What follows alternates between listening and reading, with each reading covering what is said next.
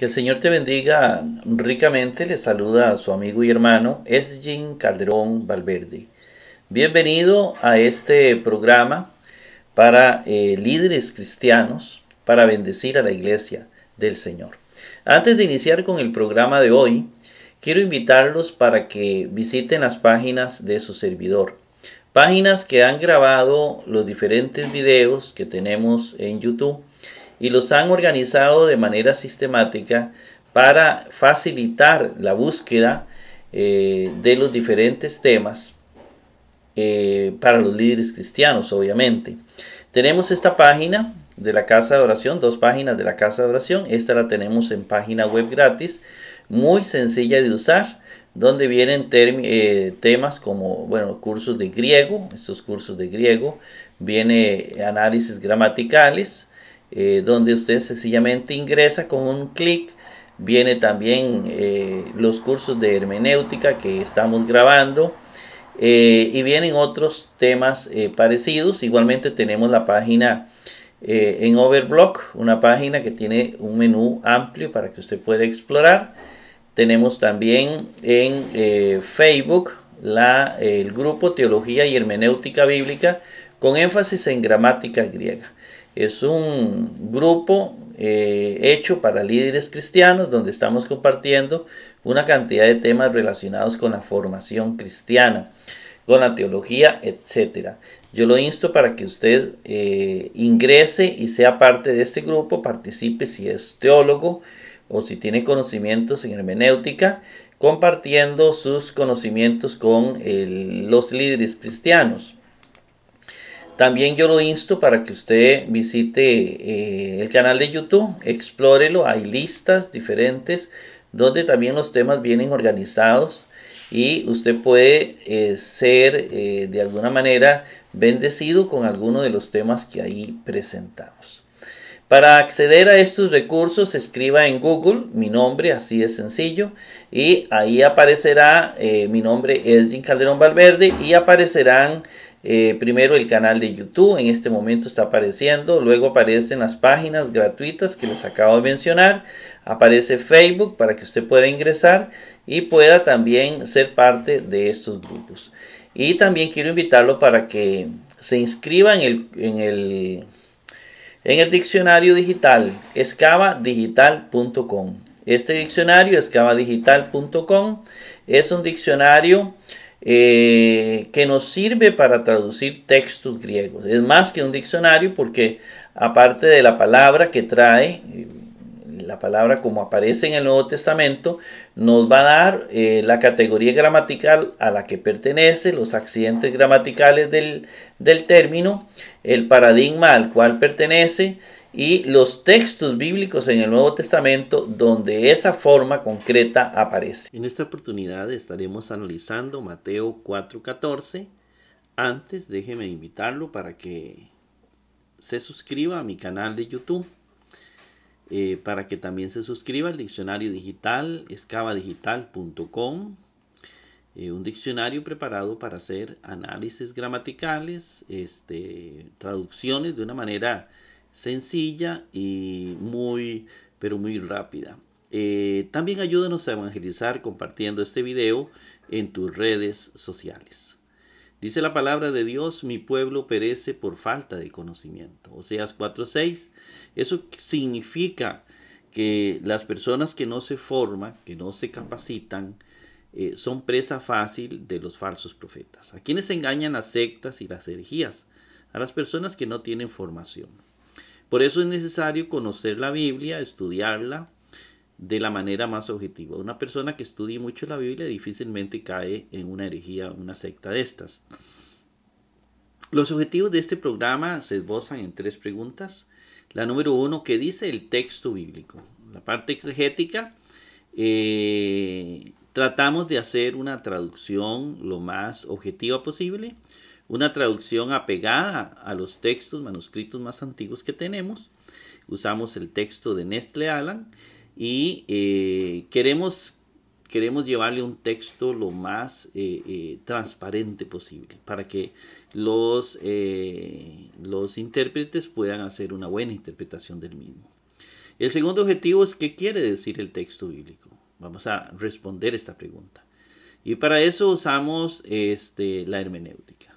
Es decir, esta parte de la etapa interpretativa del texto bíblico. En este caso de la película que les estamos presentando. Para eso usamos el método teológico llamado histórico-gramatical.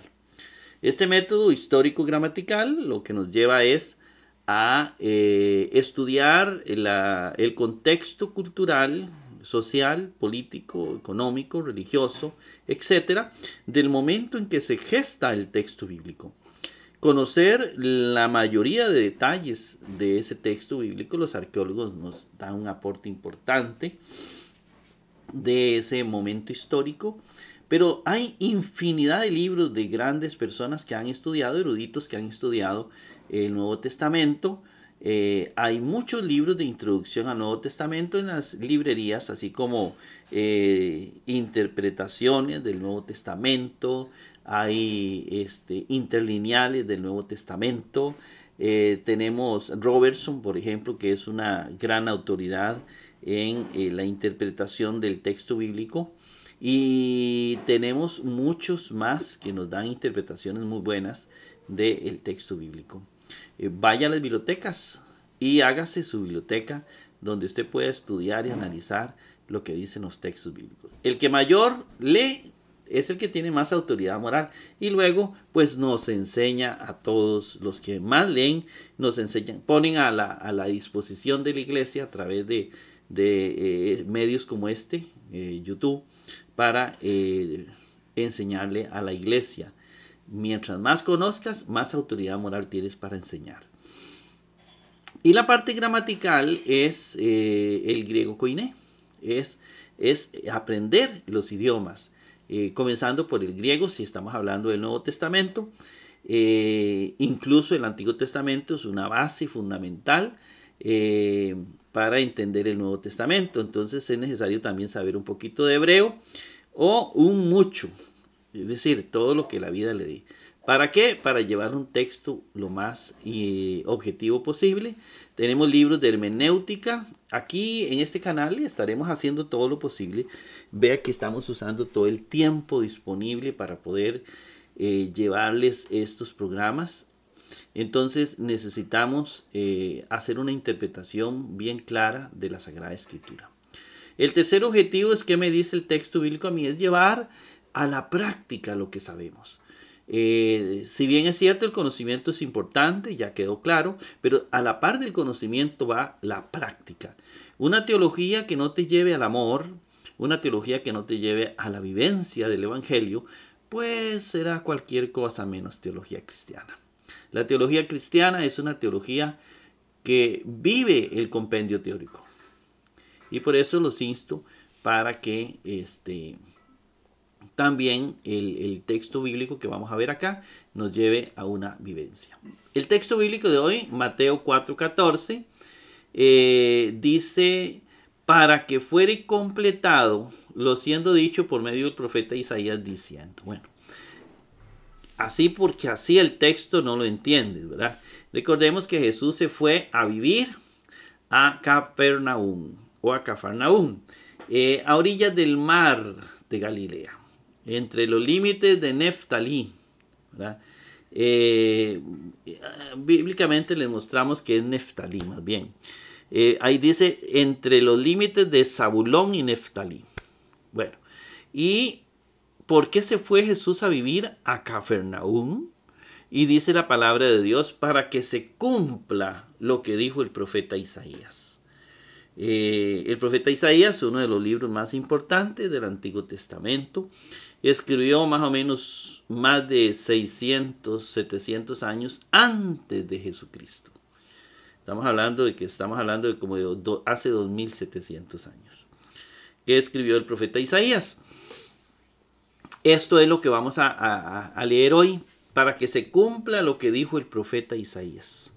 Reina Valera, para que se cumpliera lo que dijo el profeta Isaías. Jerusalén dice para que se cumpliera el oráculo del profeta Isaías. Quédese con nosotros y será una lección muy interesante. En el interlineal tenemos vamos a activar la pluma, ¿verdad? Ina, para que plirosí fuere completado. Fuere completado es sinónimo de que sea cumplido, ¿verdad? Para que fuere completado, dice to ritsen. Este to ritsen es interesante porque esto es un artículo y esto es un participio. Perdón, sí, un participio. Estos dos hacen referencia a un sustantivo que no está ahí. Un sustantivo que tiene el artículo to, es decir, es un sustantivo neutro. Igual que risen, hace referencia a un sustantivo que no está aquí, que es neutro, porque risen es neutro, singular, nominativo, como usted lo puede ver. Entonces, si risen es neutro, singular, este es un sustantivo que es neutro, singular, nominativo. ¿Y cuál es ese sustantivo que no menciona? Porque ellos no lo mencionan. A mi criterio, rema o rima, ¿verdad? Que se traduce como palabra. La palabra siendo dicha por medio del profeta Isaías. ¿Qué dijo o diciendo? Dice dia por medio de Isaías, tu profito del profeta, y legontos, un participio, diciendo o que dijo. Esto es el texto. No hay referencia de este texto en Marcos y Lucas, entonces es privativo de Mateo. Y comenzamos con la traducción. Ina es una conjunción, ¿verdad? Es una de las señales de tránsito del texto bíblico. Ina no tiene que ver con el sustantivo que lo rodea, ¿no? Sino con todo el texto. Son señales de tránsito para que el texto nos quede claro, para que haya una buena comunicación. Ina es una conjunción subordinada para qué, ¿verdad? Para qué. Y luego viene plirosí, que lo anotamos en el cuadro para hacer el estudio respectivo, y obviamente buscamos en el diccionario, borramos lo que hay y vamos a escribir plirosí. Y plirosí está aquí. Dice que es un verbo aoristo subjuntivo pasivo tercera singular. Viene de pliró, que se traduce como completar. También cumplir o llenar.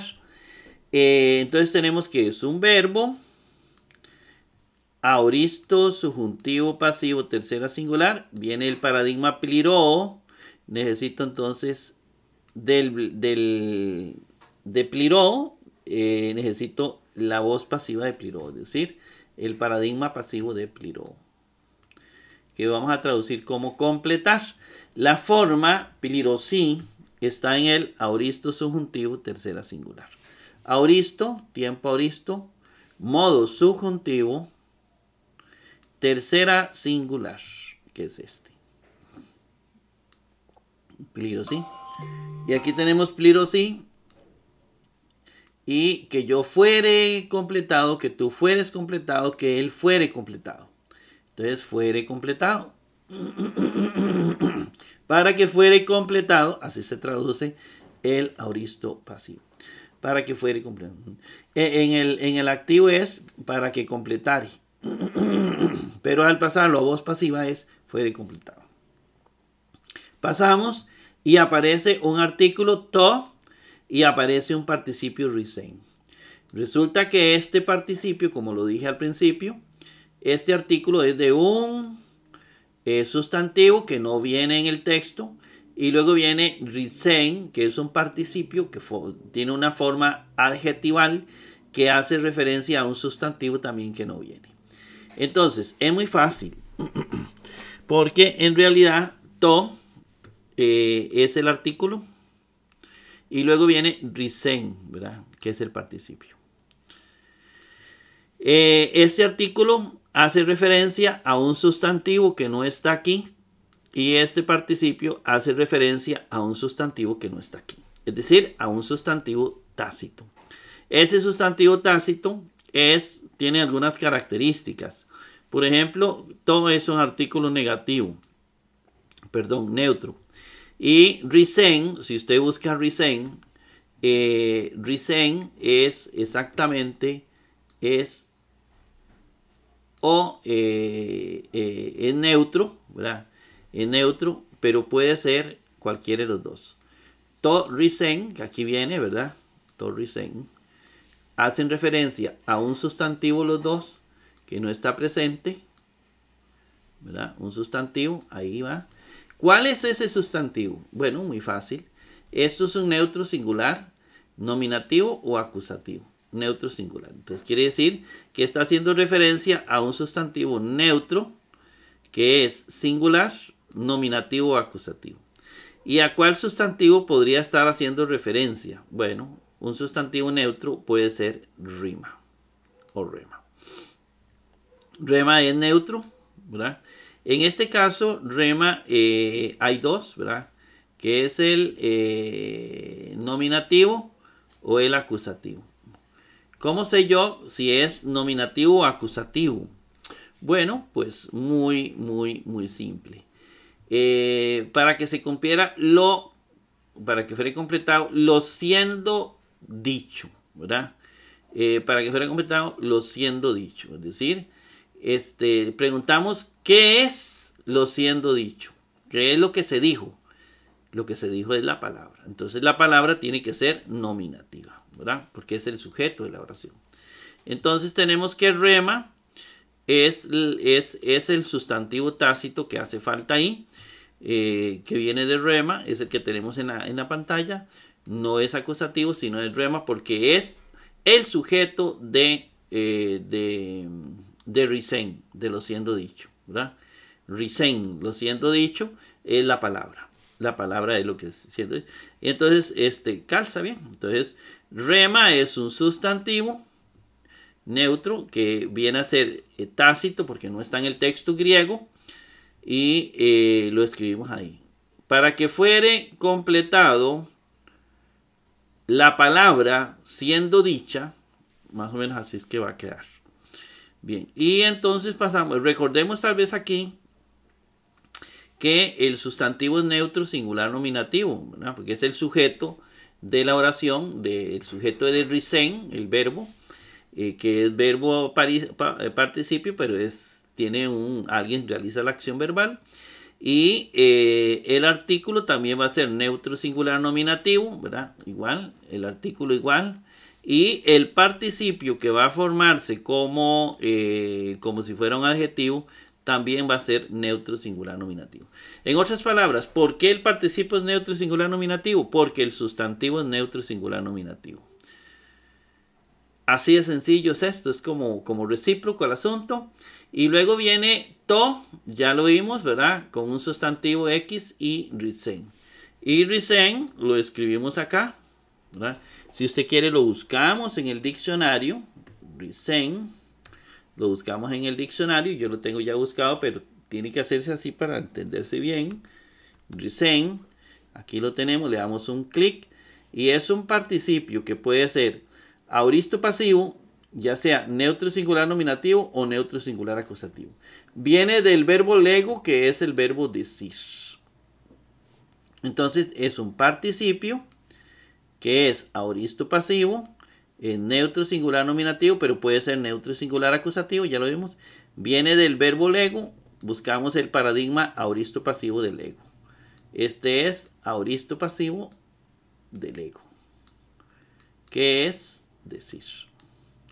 Y en el aoristo se va a traducir siendo dicho. O la palabra, si tomamos rema, ¿verdad? La palabra siendo dicha. Entonces tenemos que risen lo encontramos en el neutro singular nominativo. Neutro singular nominativo. ¿Por qué? Porque la palabra es neutro singular nominativo. Digamos, porque el sujeto de la oración, que es rema, palabra, es neutro singular nominativo. Y entonces tiene que ser neutro singular nominativo. ¿Ve? Entonces es la palabra siendo dicha. Entonces, lo siendo dicho, ¿qué es lo siendo dicho? La palabra. Pasamos la página y aparece dia, en este caso dia, si determina al sustantivo. Dia, entonces es una preposición. No es algo que tiene que ver con toda la oración, no son señales de tránsito, lo que llamamos señales de tránsito, sino que más bien son términos, preposiciones, ¿verdad? Que tienen que determinan el caso de los sustantivos. Y Isaías, por medio de, así se traduce, y aparece Isaíu. Isaíu, lo ponemos aquí, ¿verdad? Isaíu, si yo lo busco en el diccionario, me va a decir que es un sustantivo masculino que viene de Isaías. Aquí está Isaías. Y aquí están todos las declinaciones o el paradigma de Isaías. Y en caso de Isaías, pues nada más veo la terminación U, que la encuentro aquí. Me dice que es un genitivo, ¿verdad? Por medio de Isaías. Entonces es Isaías, de Isaías, para Isaías, a Isaías. Entonces de Isaías. De Isaías, que ya viene ¿cómo se llama? La preposición. Entonces del Isaías. Aquí está, del Isaías. Profeta todavía no ha aparecido. Ya viene la palabra profeta. Del Isaías. Entonces aquí aparece tu profito.